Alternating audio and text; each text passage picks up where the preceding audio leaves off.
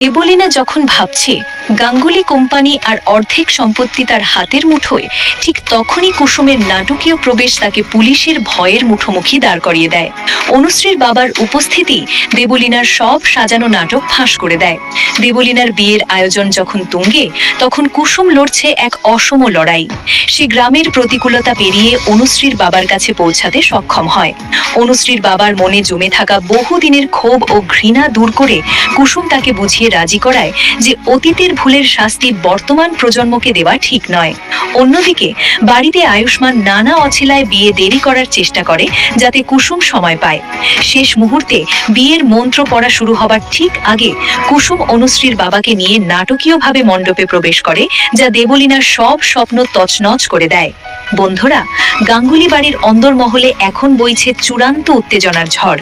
দেবলীনা নিজেকে এই বাড়ির মালকিন ভেবে মনে মনে সম্পত্তির হিসেব কষছে, কিন্তু সে কি জানতো কুসুম তার জন্য কত বড় চমক তৈরি করে রেখেছে।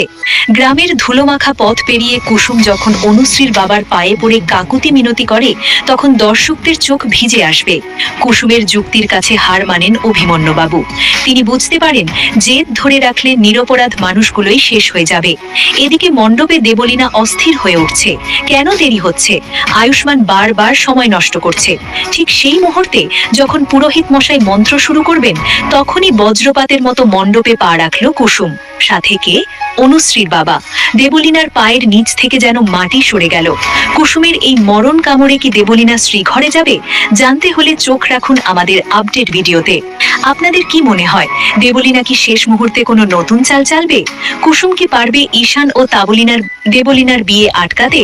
অনুশ্রীর বাবার এই পরিবর্তন কি স্থায়ী হবে? বন্ধুরা, কুসুমের এই দুর্দান্ত বিজয় কি আপনার মন ছুঁয়ে গেছে? দেবলীনার এই পরিণতির জন্য আপনারা কতদিন অপেক্ষা করছিলেন? ঝটপট কমেন্ট করে জানান।